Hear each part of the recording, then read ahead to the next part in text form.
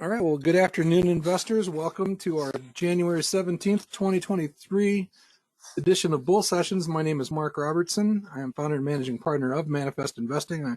I'm joined here by, you guys all know him as that investing raconteur from the north, Ken Kavula. You're trying to pin a new name on me here, Mark. It's not sticking yet. It's not sticking yet? Well, maybe we Yeah, try a few more. all right. Good stuff. And that image up at the top, of course, is from our return trip from the Dallas convention last summer. Good time there, and it is a shot from Bucky's. Hence the Bucky the Beaver up at the top of the chart.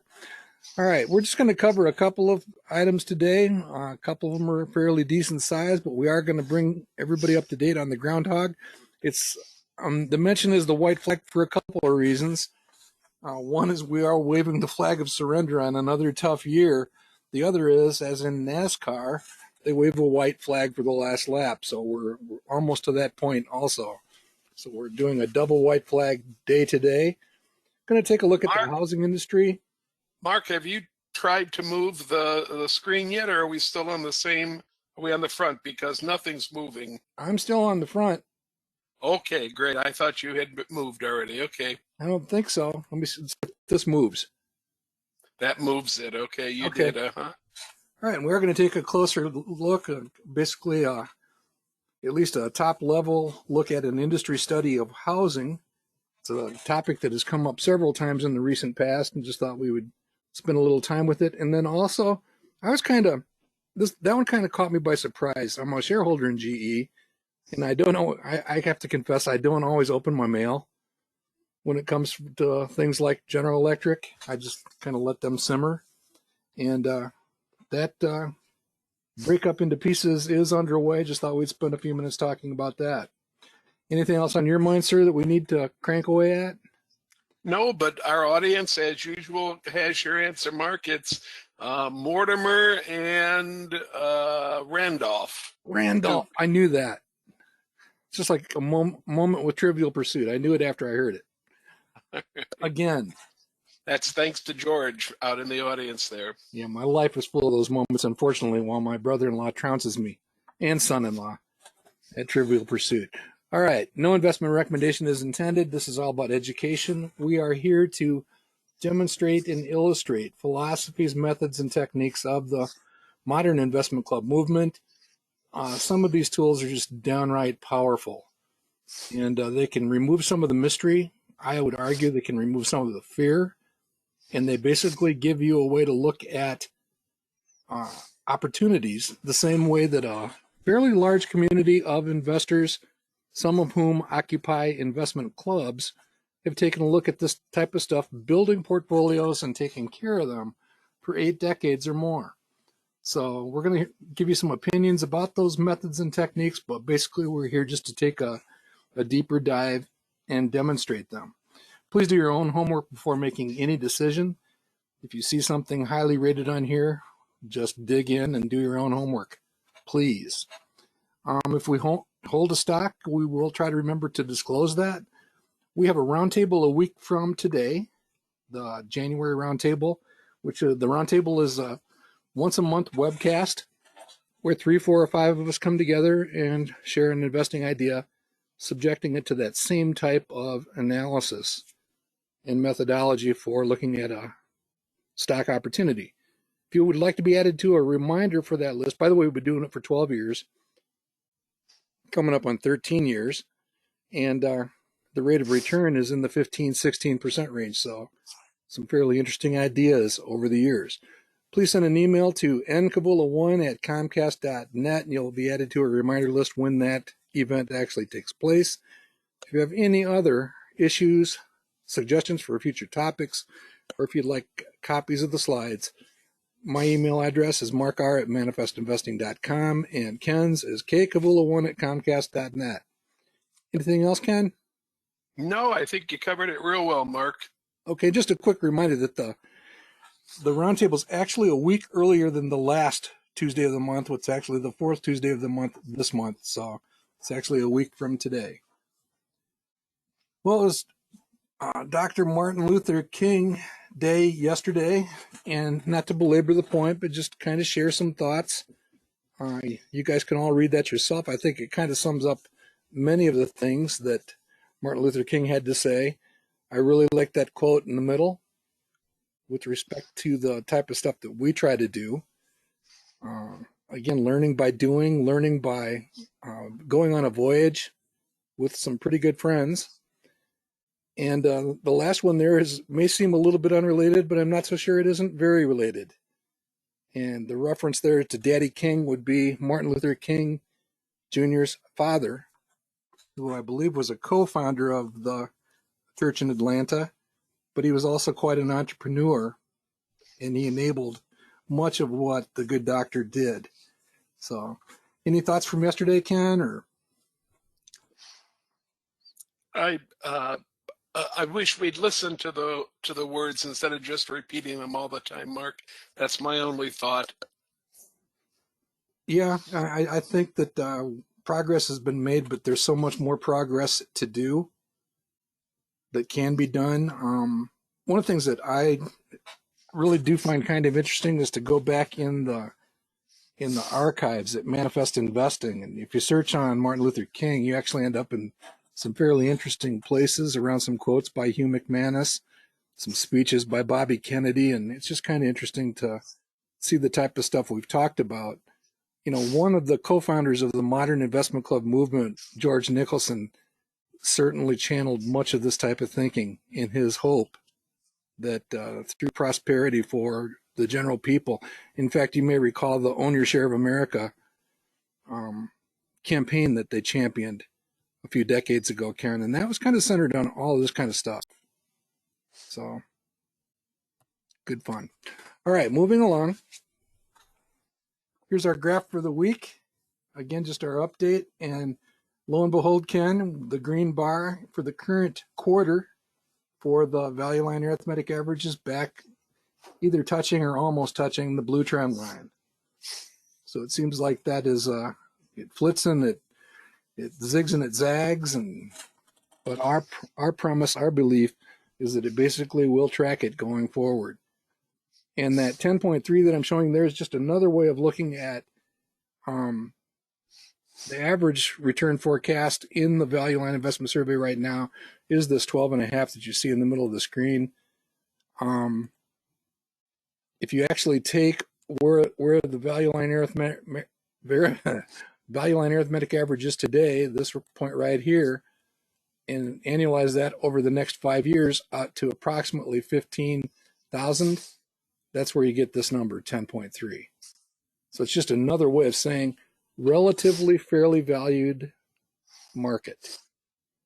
So you should still see some stocks in the buy zone, but not quite as many as there were a few weeks ago or a few months ago.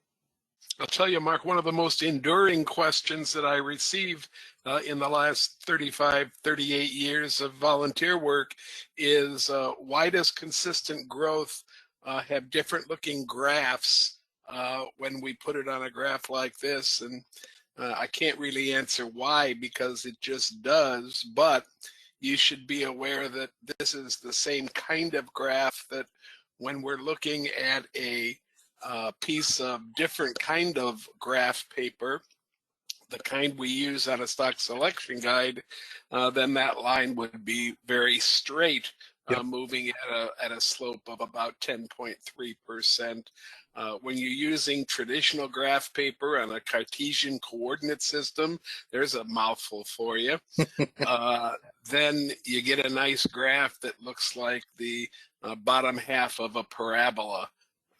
And they're both graphing consistency. That's what they're showing. Absolutely. All right, moving on. Just a quick moment, a reminder of that performance perspective, injecting those best small companies that we talked about last week. We actually are having a pretty good run again this year. This is just for the trailing 5 years. And there's just a couple things of interest on here to me.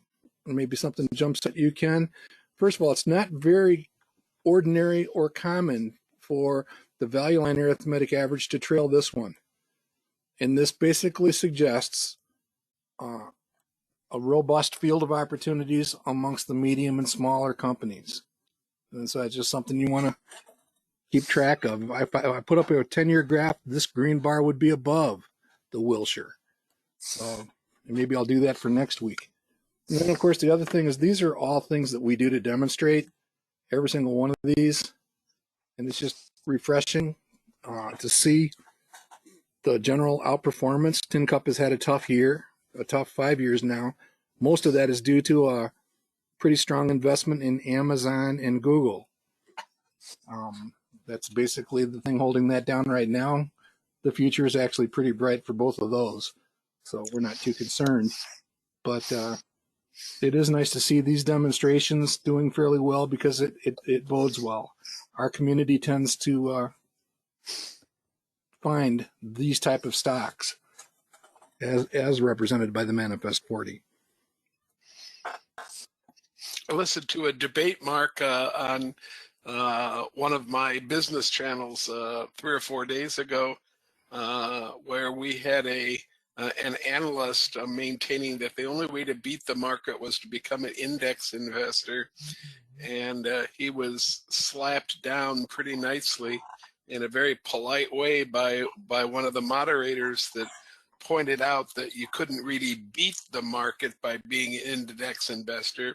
What you did was you mimicked the market, and in fact there was nothing wrong with the 9 or 10% return that you might get as a index investor over long periods of time, but you could do better with other styles of investing, and you could beat the market by as many points as some of the demonstrated portfolios had done.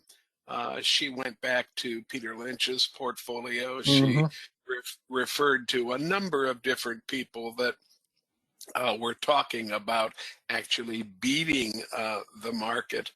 And I found it interesting that we had a Wall Street analyst that felt that index investing could beat the market. You can't, but you can do a nice job of managing it. And for a lot of us, that's enough. That 10% is enough over long periods of time for us to say that we've put together a pretty decent nest egg. Well, maybe if you buy a Bitcoin index at the right time and get lucky. That's a different kind of index, I think. Not what they were talking about. Probably, Nope. Probably not. Okay, moving on. Okay, the Groundhog. We are a couple weeks away from the end, and my apologies go out to Herb Lemcool and the SpaceCoast group out of Florida, because I actually mentioned them in the notice for this session, and I may have jinxed them. Kind of like he hasn't missed a free throw in 99 attempts, and clunk. So my apologies, but congratulations to Lisa. Elizabeth Robertson is, again, no relation, but she's taken over the #1 spot. I doubt if she can catch David Einhorn, who's probably going to take home the celebrity Groundhog trophy this year. But Kurt Kowitz has also moved up slightly above Herb, so it's a pretty good photo finish here for the individual award this year. And then SpaceCoast, Florida, down there at 24, they had a fairly nice lead a few weeks ago, and lo and behold, other clubs are percolating around them and above them now. Montgomery County is our friend Kevin Galagly, isn't it? It certainly is. Okay. I know we celebrated Cy, one of the Knights of the Round Table, moving into the top 20, and that was enough to push him back down into... Yeah, get him into the second 20. Of course, Sean was actually led at one point, so he's actually moved down to somewhere around 50. But again, I was looking back a couple years at one of these from a few years ago when all of these numbers are like double digits and all of them are above $1 million. I gotta admit that's more fun. And it's been a while since we've seen so few people beat the market in the contest, but again, as we start our 17th annual contest here in a few weeks, we will certainly be looking back at 16 years of history. And the 16 years matters more than any 1 year. And that is actually a fairly spectacular group result. So we kind of look forward to doing that. Kathy is still 163rd. I did get a request to disclose number 164.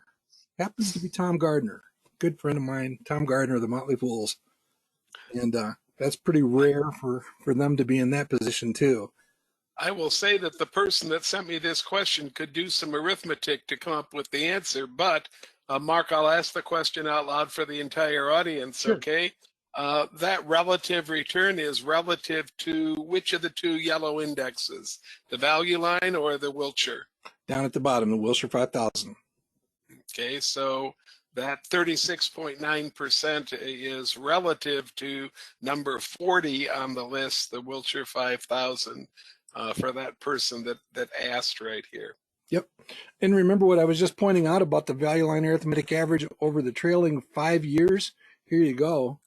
I mean, the value line arithmetic average going back to its general form has beaten this by 8 percentage points at this point. So over the last year, those medium and small companies have actually done better than the larger companies. And I will say to Len Douglas out there that, Len, I've learned my lesson about mentioning that one portfolio every single time we look at this list. So as soon as the next contest starts, I'm not going to mention that one portfolio ever again. Okay. Yeah, we might have to throw him out of the contest. All right. And then, of course, the other fun thing about this, fun in air quotes, I'm doing air quotes, Ken. I have literally moved up 80 places, and I'm nowhere near the list. So that tells you where I started the climb.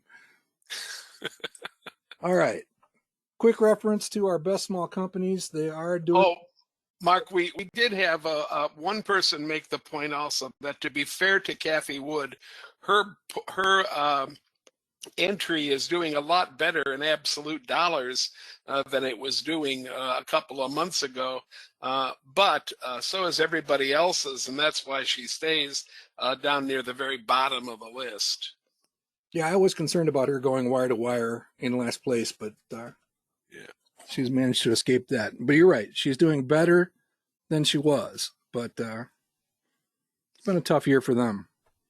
And I still heartily endorse what she does, and actually am a shareholder of that ARKK fund. So good stuff. All right. So here's our 13 best small companies. Doing fairly well. That's all we're going to say. We don't want to jinx these either. Portillo's did climb off the bottom, Ken. You actually requested that last week. We did mention, I probably what do you have? What are you laughing about now? I'm laughing about the fact that you're claiming I moved Portillo's up off the bottom here. So, well, we did have that moment where we took credit for moving markets last week. Oh well, that's laughable too. So let's continue the. I think we were talking about something else, and since I was in Chicago this weekend and didn't indulge in Portillo's, that's probably a bad omen.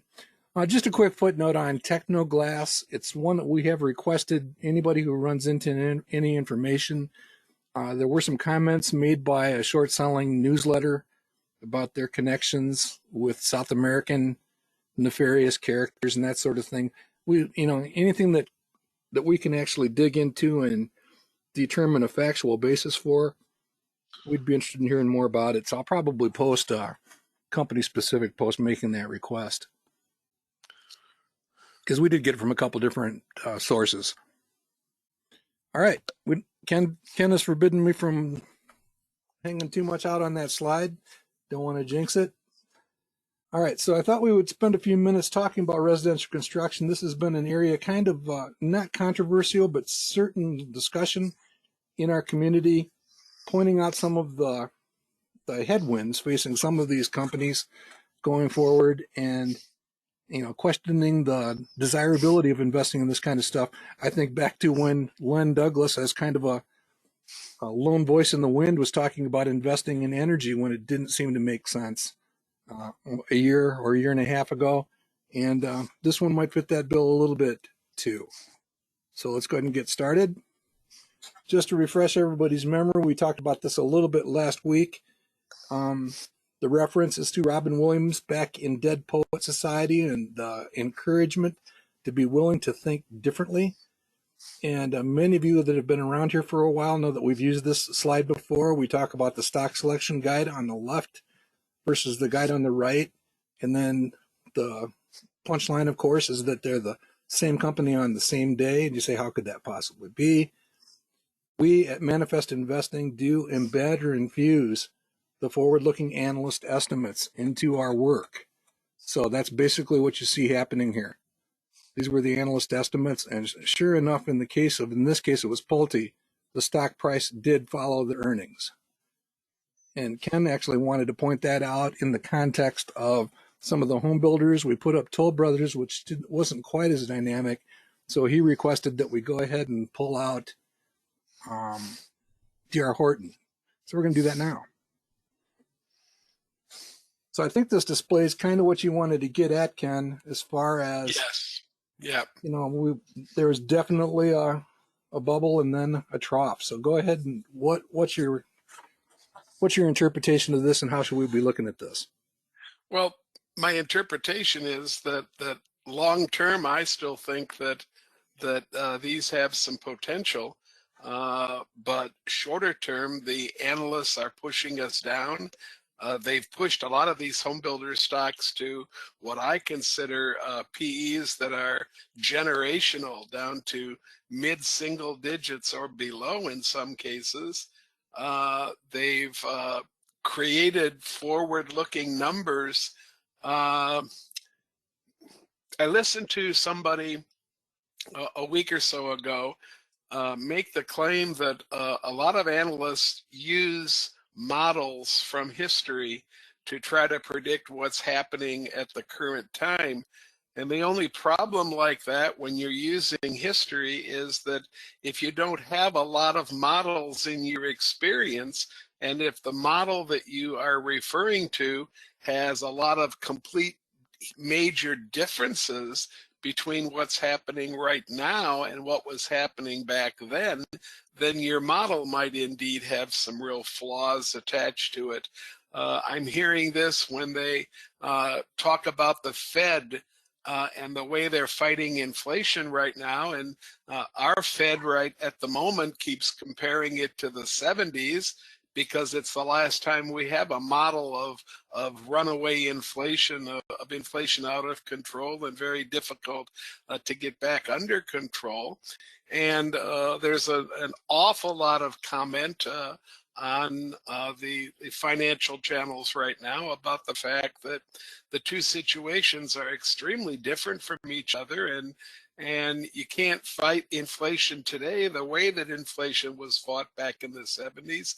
I misspoke. It's not that you can't fight it back like you did in the 70s, but you shouldn't be fighting it should or not the same way back in the 70s. I think the same thing is true about housing. The last time we had a big housing model to look at with housing going into a steep decline was during the Great Recession, 2008-9, that period of time. And fighting the housing problem today by looking at that model, I think is going to do us some harm, especially if we're embedding the same kind of data in our heads. Mark has really discovered some great graphs that he's going to show. And rather than belabor D.R. Horton, which is a great example right now of, I think, a short-term blip going down to a relatively decent recovery into the future. And I certainly think the pendulum for estimations for all the home builders has swung a little bit too much to the pessimistic side. Maybe, Mark, we could look at some of the graphs you discovered just one that thing show the difference in these models. Just one thing I wanted to point out for some people that perhaps don't see it yet. And literally, when you're looking at this graph on the bottom, this is the stock price, the 52-week high and lows for, in this case, D.R. Horton.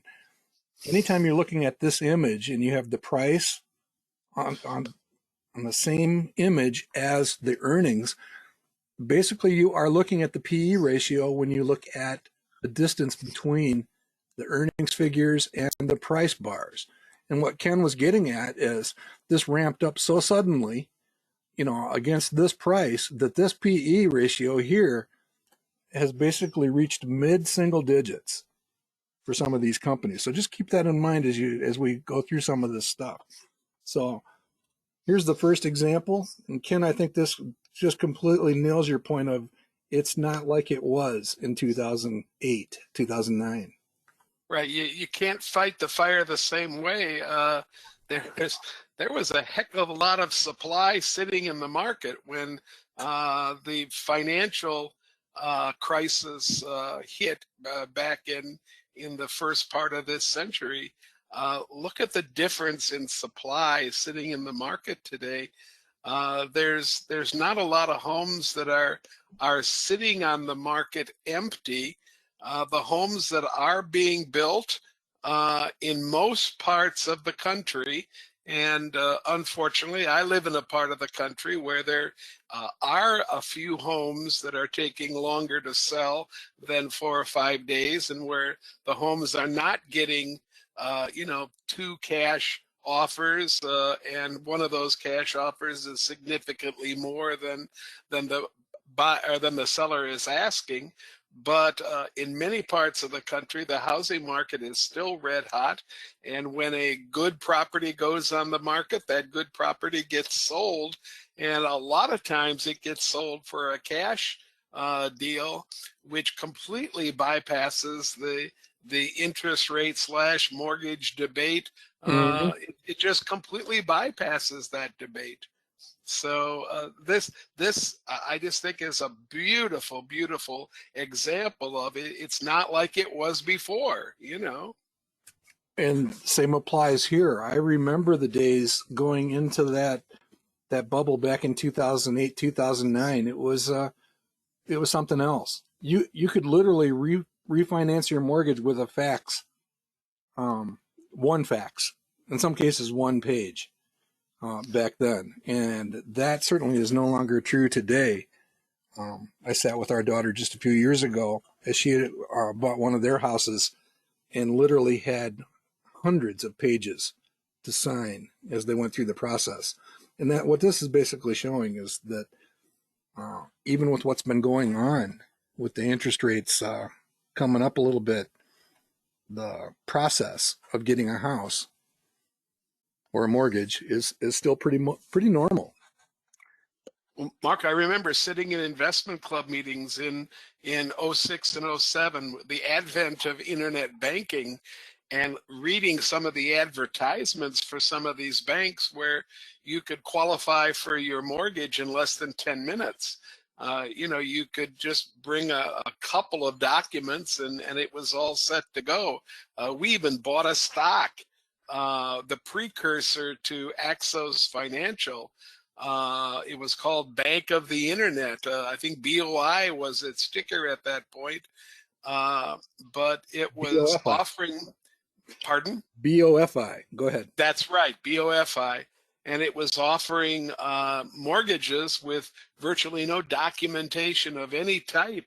And this was being offered to the children of people that had known that you were supposed to have 20% down, and you were supposed to be able to have enough to cover with your salary various things. And I just couldn't believe that it was true, and yet it was true. It was going on, and it's not going on today. Yeah, I mean, I think I've told the story before. I'll just keep it to the short version. I got a call one night back in this time frame here from Wells Fargo, and they basically said, "Would you like to refinance and basically pile on a home equity loan?" And I'm like, "Why in the world are you calling me?" And he says, "Well, because you never miss a payment." And he says, "I said, well, I don't want to do all this paper. We'll take a verbal." Just think about that. Going back in time to that moment, that's certainly no longer true. Yep. I like the next graph that you have on the stack too, Mark, which showed that we were going to be putting hundreds of thousands of people out of their homes back in the financial crisis, that the foreclosures were reaching unknown heights at that point. I mean, look at that top graph at the very high point there. That's over 500,000 foreclosures. And you compare it to the foreclosures today, that doesn't mean that a foreclosure is any less painful, but it does mean there's a heck of a lot fewer people that are experiencing that problem than were experiencing that problem back in the financial crisis and right before it. The banks have done a fairly decent job in making sure that their loans are going to be secured and that they aren't going to have to pay for that loan out of reserve funds that normally go to operate the company or to give back dividends and interest and everything else to their customers. So you just couldn't have nicer graphs to demonstrate how different the process is. Yeah, and while I was digging back into some of that MLK stuff, I mentioned running into a Hugh McManus quote somewhere back in this time frame. Hugh basically said, "We're in for a world of hurt in the housing industry, folks."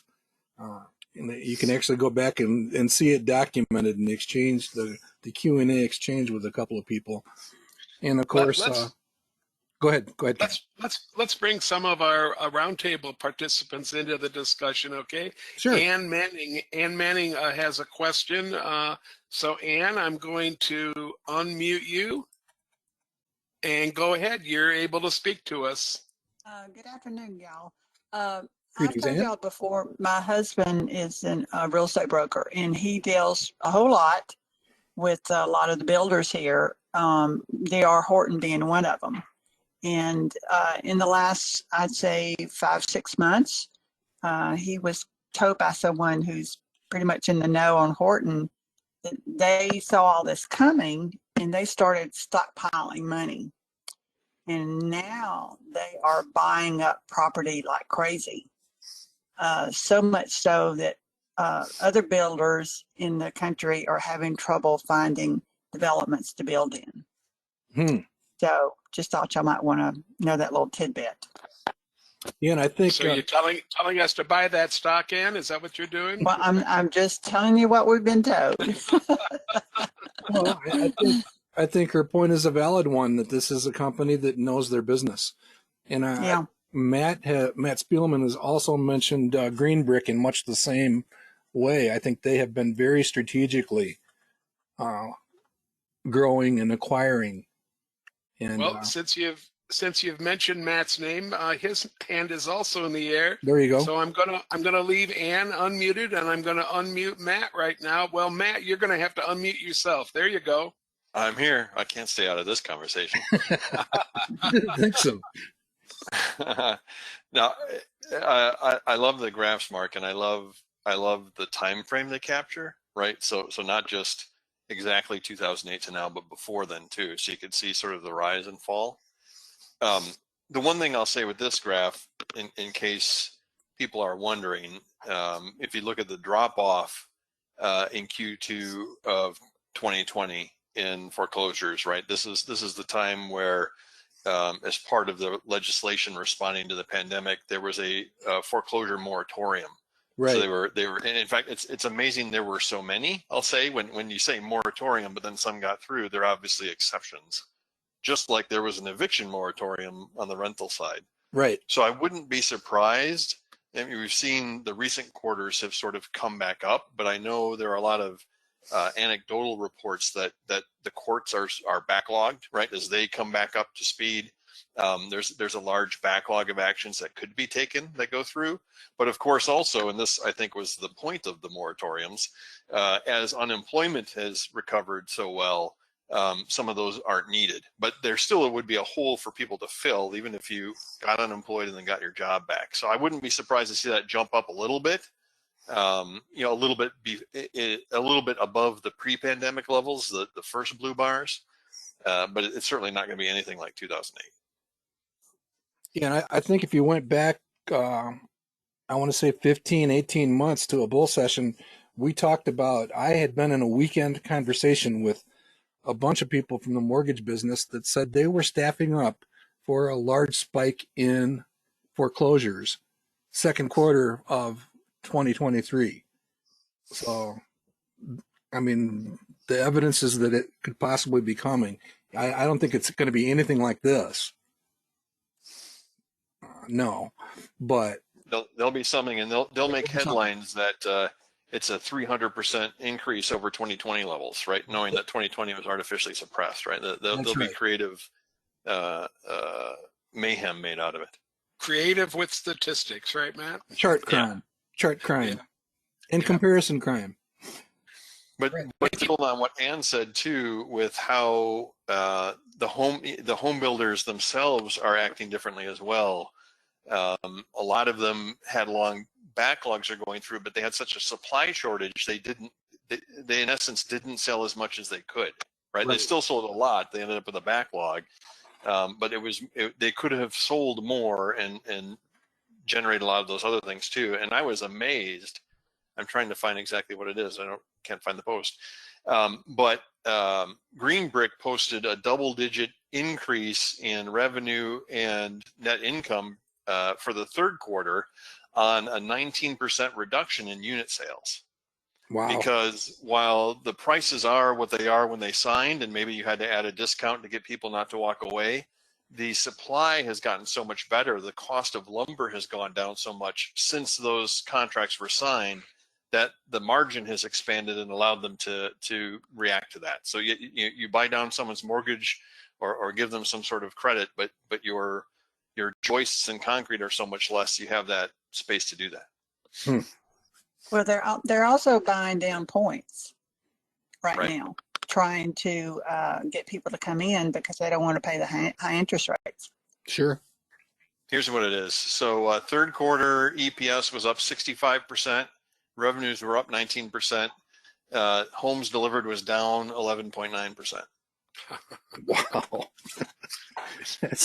That's managing your business. Yeah. Wow. Hopefully that can continue. You know, I don't think those numbers exactly will continue, but heading into a crisis with that kind of a momentum is a lot different than what the headlines make it sound like. Mm-hmm. All right. Anything else, guys? Thanks for your input, Ann, Matt. We appreciate it. Yep. All right. So let's go ahead and proceed with a closer look at the residential construction industry. These are the companies that float to the top based on market cap. These are actually ranked from highest or largest by market cap descending. So you see those 5 builders up at the top that are pretty much household names, no pun intended. And I think this pretty much captures the group that, as you like to present it, Ken. There's a couple of home builders that aren't on the list. There's a couple of companies that I kind of was surprised to see on the list. But for the most part, I think this is doing a really good job of capturing the entire industry. Skyline, for example, is the only builder of manufactured housing on this list. Whoever puts the list together has left off a couple of other manufactured housing companies. And installed business products, I was extremely surprised to see it on the list because it's actually a supplier to a lot of these home builders. In a lot of systems, this is not listed as a residential construction company. It's listed as a construction supply company, along with a lot of the ones that you would normally expect to see on a construction supply. Installed business products, by the way, folks, does most of its work with insulation. They sell different types of insulation to different kinds of construction products, and they don't only deal with residential. They deal with a lot of commercial customers as well. I know a little bit about IBP because I happen to own it. Yeah, and again, I found it interesting that it's here. It's classified that way by Y charts, and I assume that comes from Morningstar, but whatever. It was kind of unusual to see it here, but it's also kind of a nudge to me I think back to that story of when all the TV companies were duking it out back in the 60s or 70s, and my friends at the Mutual Club of Detroit had Corning. I asked him why. He said, because it doesn't matter. They're selling to everybody. And whatever TV manufacturer wins out, they were going to be toting a Corning product or whatever. So that, again, that type of situation is here with, I believe IBP has customers probably almost all these companies are IBP customers. I wouldn't doubt it, Mark. And that was exactly the discussion that Natalie and I had back about 2 years ago when we wanted to buy a home builder and just couldn't settle on which one we wanted to buy. We finally settled on IBP and FND, Floor and Decor, figuring that those two companies were going to sell to an awful lot of the very attractive home builders that were on the list. I will tell you that IBP has gone from the low to mid 80s to the low to mid 90s in less than a month. It's been on a real tear the last 30 days or so. It was trading $86 a share on December 16th, and it's up in the mid 90s now. So it's one to take a look at. It really is. Perhaps good days ahead. All right, this is a graphic just taking all of those companies and adding up their sales for all that time frames. Basically, an aggregate stock selection guide, if you want to think of it that way. And again, the purpose is just to illustrate some of the cyclicality in this peak, or almost like a camel hump that you see up at the top, and then what the analysts expect to happen on the other side. And I did find it kind of interesting to go back and look at this graphic all the way back, well, a form of this graphic, all the way back into the 1970s. And this is quite a moment on this chart we're showing here. These 12 years are just this part of this chart, right? So you see that that huge inflection back a little over a year ago on this particular chart, which, you know, basically accounts for what you see right up there. It's pretty cool. Here's a look at margins over time. Again, these would be medians for that entire list of companies. And you can see again, here's the bubble. Don't expect it to stay there, but look where the analysts are expecting it to stabilize, at least in the near future. Same story for the bottom line when it comes to net margin, stabilizing somewhere in that 10% range for the aggregate. So again, be careful how much influence you allow those 2 years to bring to your studies. Yeah, and you could also point out, Mark, when we were talking about the doubling plus in lumber prices too, that was happening right before the pandemic, and you can see that playing out in margins there on this graph when lumber had taken that big increase in prices 2019, 2020. Yeah, and then those margins down quite a bit. Yeah, and then reversing, they increase prices and then reversing itself, right? Yeah. And they're always slower on the backside. So here is the list of companies in the same order, sorted by market cap, but basically looking at them from an analysis perspective. Here's installed building products right in the middle. It has a lot of very attractive characteristics, as Ken has already shared. What I find kind of interesting here, Ken, is, again, the numbers are not terrible, but they're not great. You can cherry pick some of these with the higher returns. The quality reflects some of the cyclicality. What I find puzzling to me is this column. You're going right to where I was going to go as well, Mark. I mean, my comment, yeah. Yeah, go ahead. Yeah. Well, my comment was that I think here's a prime example of an entire industry where the proof number is saying out loud, maybe even shouting out loud, that we're undervaluing the industry, that our PE values that we're using to come up with the par numbers might be a little bit on the low side, a little bit to a lot on the low side. And there's a couple other things here that are pretty unanimous. I mean, Value Line does things the same way we do. So they probably have some fairly conservative PEs here. They could be right, but they seem to be relatively conservative. Notice that these stocks have been hot. Could be worth waiting.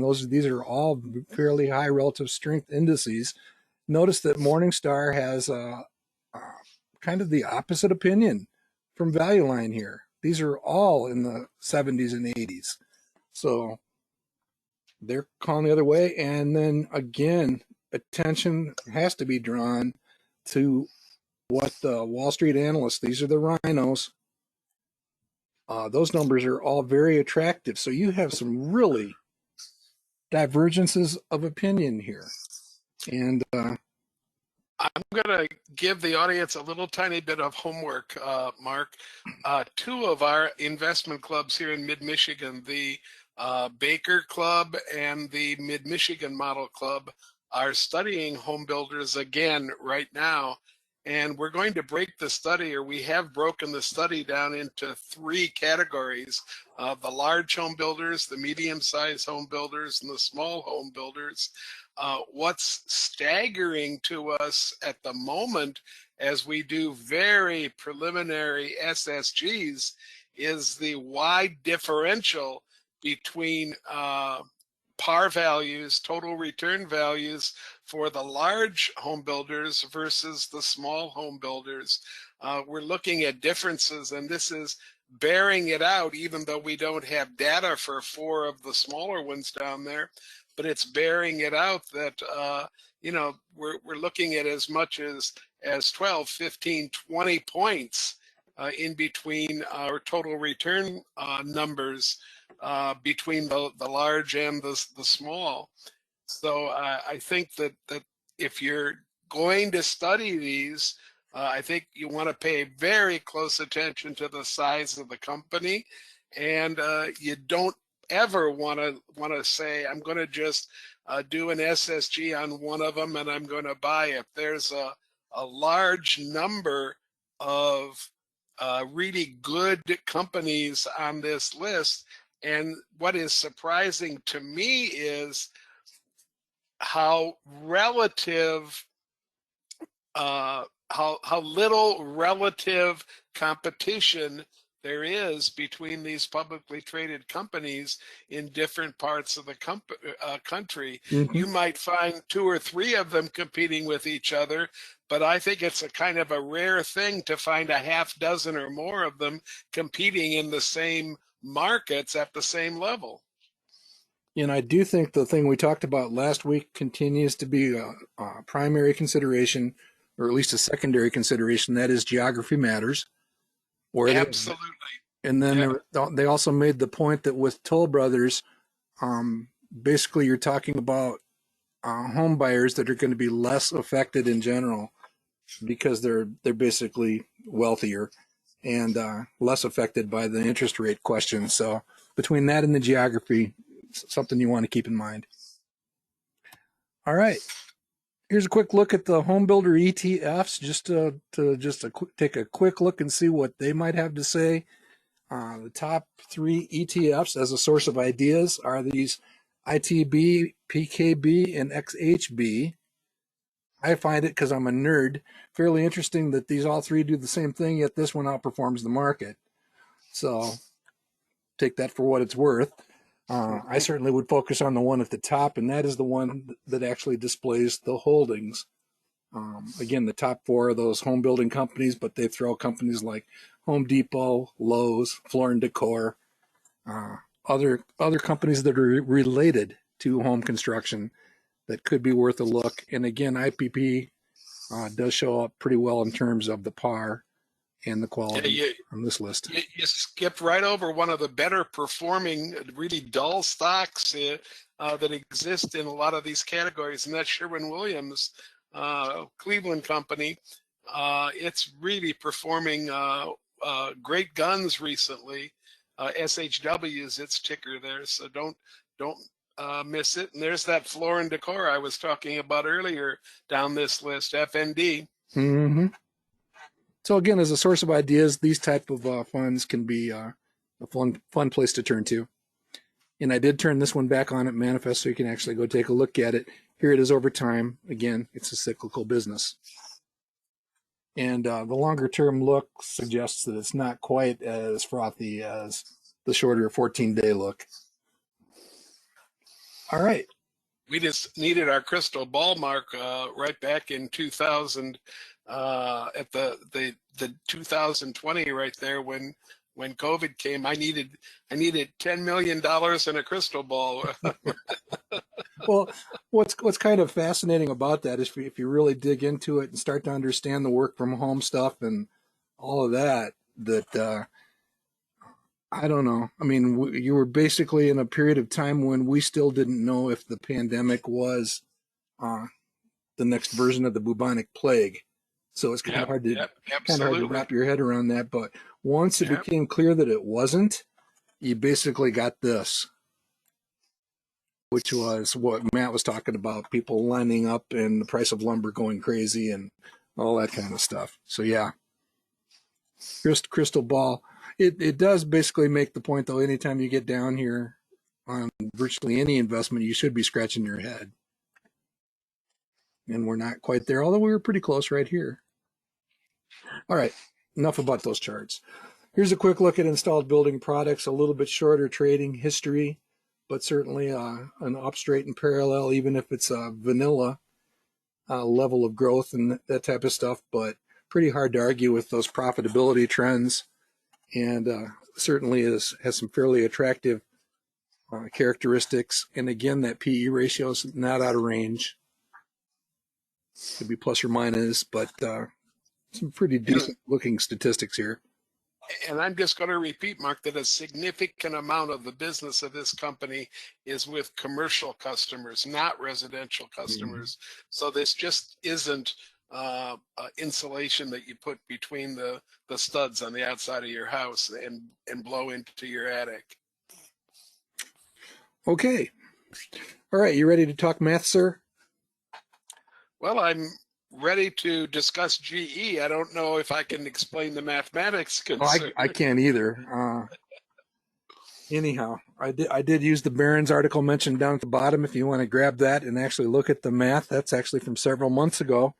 And I wish I paid more attention sometimes. Actually, I'm a GE shareholder. Probably wasn't the worst idea to consider picking up some more, as this company has been healing for some time. We'll take a look at that. But this is just a simple exploration of does that math ever add up for anybody? You know, GE is equal to the sum of GE plus GE Healthcare. These are current day market caps for these companies. In other words, this was the market cap the day before they spun off GE Healthcare. It's the first of their two spinoffs. And these are current values. The market cap of GE today and the market cap of GE Healthcare today. And I wouldn't expect the difference to be that big. And I can't explain why it's that big, but those are. I understand why I was asking you questions about this slide, Mark. What's that? These numbers are not prices. Then these numbers are market caps, right? Yeah, they're market cap. They are in billions of market cap. That's what we need to put on the slide then. Okay. Because I'll tell you, I read these as prices, and I still couldn't get past that you don't have a divided by 3 on the one. Okay. Oh, okay. That makes sense. Okay. Yeah. Yeah, those are just market caps. So again, the market cap 92 billion before the split spinoff, and then literally the day after, you're looking at almost a 30% gain in value of the sum of the two parts. Okay. All right, here's a quick look at GE as of the time of the spinoff. The most recent company report came right at the end of the year, basically around a stock price of $85. You guys all know the story. They've been spinning off divisions. They're most of the way spinning off their financial capital division. Certainly not an exciting growth company anymore, as is shown right here. Somewhere in the low single-digit growth. COVID was not kind to this company. It certainly wasn't immune. A lot of that is COVID related.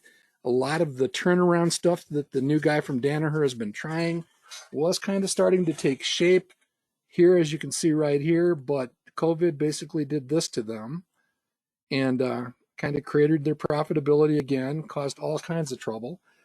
But they have been rationalizing and basically trying to come up with a combination of pieces that make a lot of sense, and they had made considerable progress in the opinion of many. But it's certainly not a classic up straight and parallel story by any stretch. Are you still a GE shareholder, Ken? I am, Mark. My dad worked for GE for over 40 years, and I can't just seem to get rid of it. So I'm holding it right now. It's actually, it's been in my portfolio. It's the longest holding that I have, the one that's the oldest, and it just broke so that it's even now, so that if I sold it, I'd have actually a small capital gain rather than a capital loss. Well, I think you've heard the war stories before about how I would go home to talk to Dad, and he would get out the portfolio, and he'd have these 9 or 10 just glistening stars of the portfolio, the Strikers and Colgate Palmolives and all of these A or A plus grades. You know what he wanted to talk about? Yeah, GE. Yeah, General Electric. In fact, he talked at length with the investor relations person from GE when he was at one of our conferences. But I'm kind of glad I don't have to go through this conversation. Well, I'm not glad that I don't. I would love to have that conversation with Dad. He passed away a couple years ago. But here's a look at. Mark, I just got a hand in the air from Sure. Sandy Cook. Sandy's a member of BI Baker, and Sandy, I'm going to unmute you. You'll have to unmute yourself if you want to speak, Sandy. There you go. You're on. Okay, thanks, Ken.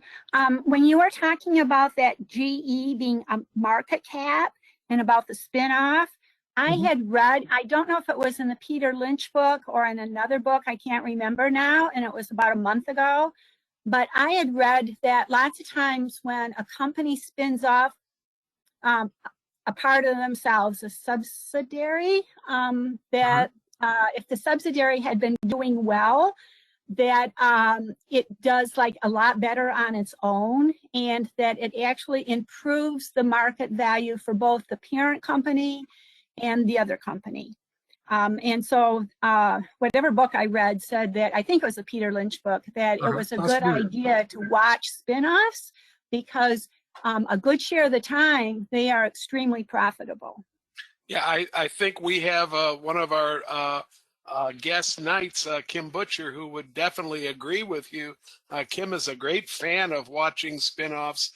When Dow Chemical spun itself off into 3 different companies, she was especially interested in 2 of the 3 companies, and GE's going to be in that position moving forward. It's going to end up being 3 different companies. Right now it's just 2, but by the end of this year, it'll spin off yet another piece of the old legacy GE, and there'll be 3 distinct companies then. So what you're saying, I think, is absolutely true. They're interesting, they're fun to watch, and they're not often as dramatic as this one is, right, Mark? Yeah, and I basically put together a side-by-side analysis of the before company. This is basically as it was at the end of the year on this top line. And basically what they've done is split into these 2 pieces. Now the power, what they call Vernova, is still in this piece here. That'll be spun off end of this year, beginning of next. But what you're basically looking at here is they have spun the company into 2 pieces. So there's this subsidiary is now a publicly traded company, GE Healthcare. And you can see that these 2 numbers basically still add up because we're close enough to the end of the year. But what if you actually read the way that the analysts are looking at this company, they really believe that the General Electric parent company balance sheet has been significantly improved. Basically fixed a lot of the issues with the balance sheet. So you end up with this company which had a projected return of 7 and below average quality rating, splitting into 2 pieces with, again, a holder decent projected annual return, but the healthcare company subsidiary actually has a fairly decent outlook and the capacity to handle the debt that they took in the transfer. And that is reflected by the Morningstar analysts here also. Look at these numbers here. And it's just kind of fascinating to me that this is the case, that you can split this into two pieces and end up with something that really makes this type of sense, even if the math is a little bit challenging. So yeah, if you were to own 240 shares back at the end of the year, basically $20,000 worth back at the end of the year, they're suddenly worth this. And here's the math.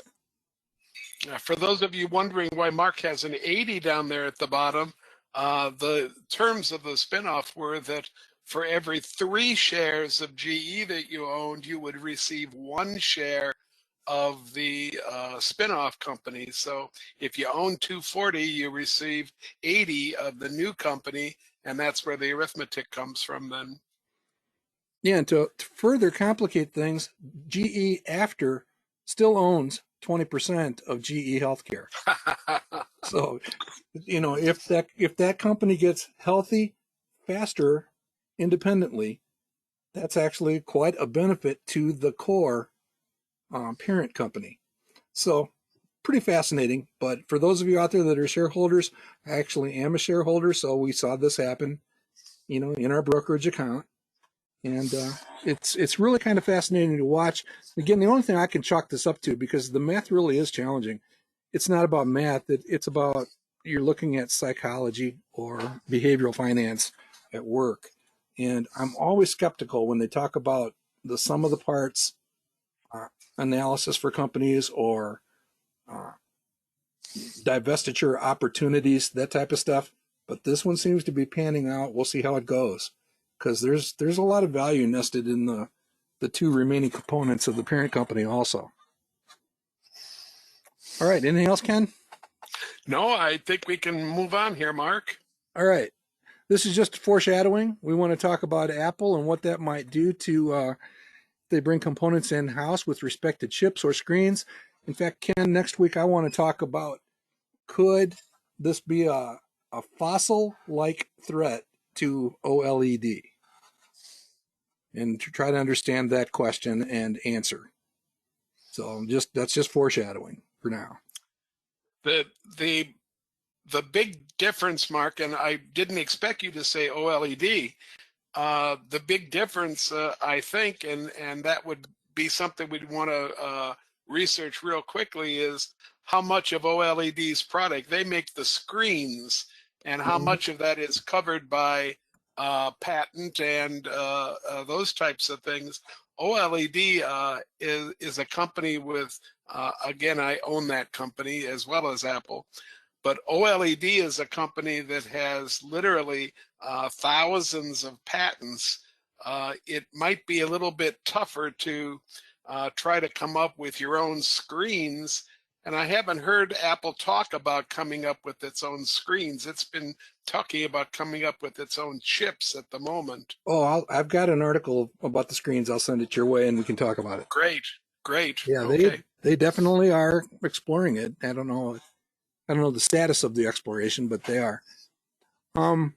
Just a quick moment on these guys. Terrible reports out of these guys this morning. That's why the market's having trouble. So Goldman has had, I think they're just taking huge reserves based on my glance at what they actually reported, but it definitely a moment this morning. And then I wanted to point out this company as one that's worthy of possible further study. It's featured in Barron's this past weekend. Here's a quick look at the type of company you're talking about. Relatively small, London-based. It's an IT company, much like Globant or Accenture or any of those companies that Cy Lynch has a continuing love affair with, information technology and services. And it's an interesting study. It definitely is. And I'd be surprised if this one wasn't up today fairly significantly, because it's actually a fairly compelling report. And just a reminder that we do include that in our weekend update every week. You familiar with this company at all, Ken?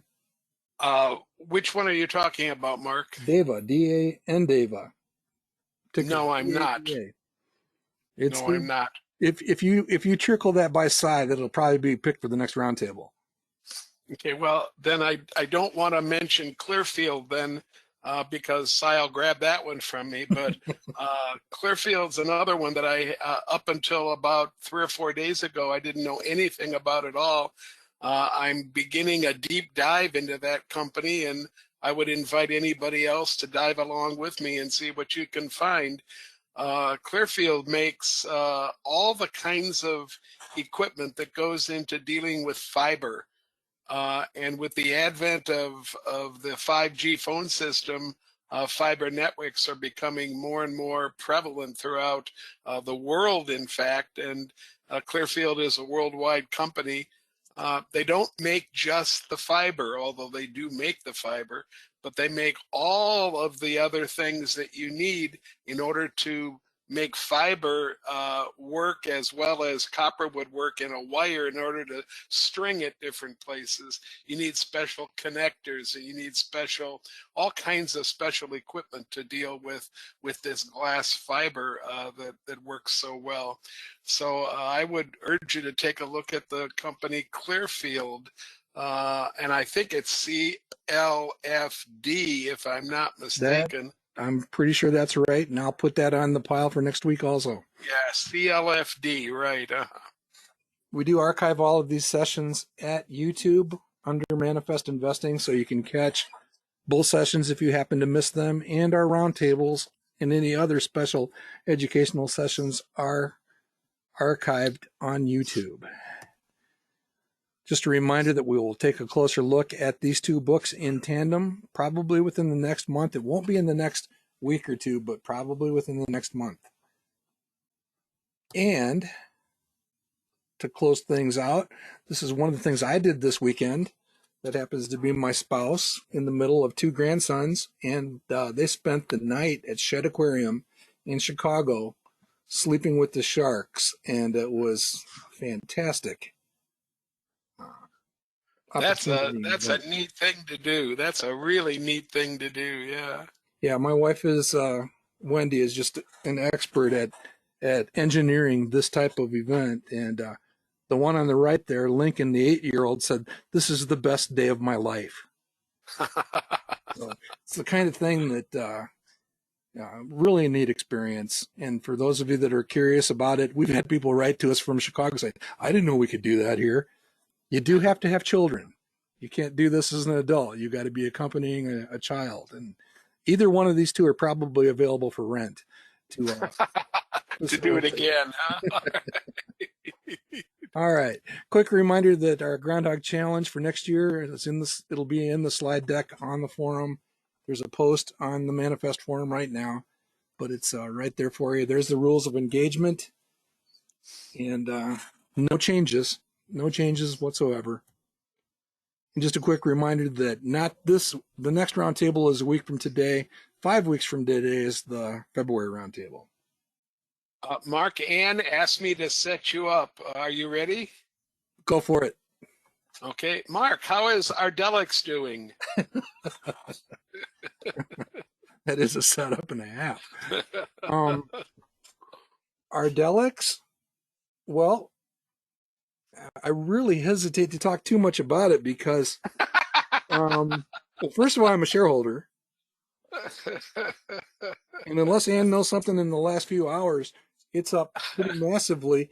And there's a pretty good chance that if it holds its current position, you'll be looking at the all-time gainer for the roundtable. So right now, it's several orders of magnitude the best performing selection for the roundtable. It'll also be a poster child for why my contest doesn't allow stocks under $5. So, well, we couldn't do it in this year's Groundhog because it was under $1 a year ago. Oh well, that's a softball. We hope that the sky's the limit. A trusted source, whom many of you know, says that Ardelix is probably quite a bargain at $3. Well, and Mark, Kevin wants to balance out everything and he says I should ask you, how's A2 Milk doing? Depends on how well Australia and China are getting along. Okay, good. All right, so that's all I got for today, Ken. Anything else? Nope, it's been a good session, and I hope we'll see everybody next Tuesday. And don't forget that our roundtable will be on the 4th Tuesday of the month. That's next Tuesday evening at 8 Eastern Time, 8 p.m. Eastern Time. Actually starts at 8:30, but we often kick the doors open at 8.